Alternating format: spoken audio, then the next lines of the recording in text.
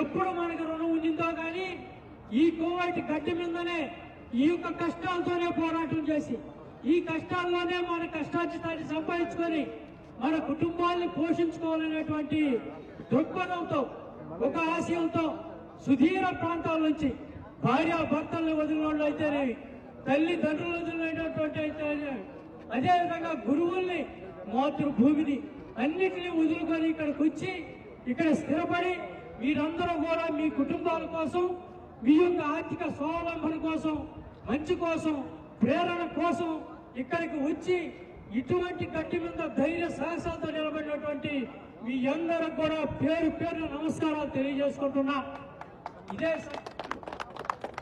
ఇదే సందర్భంలో ఎప్పుడో ఎక్కడో చెట్టుకి పుట్టుకు ఒక రుచి ఇక్కడ చేరితే ఇక్కడ ఏ ఒక్కరికి కష్టం వచ్చినా, ఏ ఒక్కరికి ఏ ఇబ్బంది వచ్చినా ఇక్కడ ఆదుకునేటువంటి నాదుడు లేరు. అటువంటిప్పుడు మనలో ఒక ఐక్యతను పెంపొందించాలని, మనందరినీ కూడా ఒక గూడి కింద తేవాలని, ఒక గొడుగు కింద తేవాలని ఎప్పుడైతే ఐకమత్యంతో ఉంటామో అదే మహాబలం. అది మనం చిన్నప్పటి నుంచి కూడా తెలుసుకునే వాళ్ళం.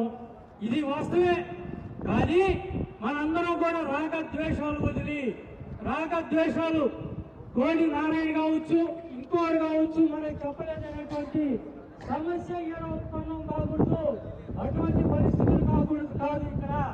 కాబట్టి మనందరం ఎంత ఐక్యతతో ఉంటామో అంత సుభిక్షంగా మన కుటుంబాలన్నీ కూడా ఉంటాయని ఒక్కసారి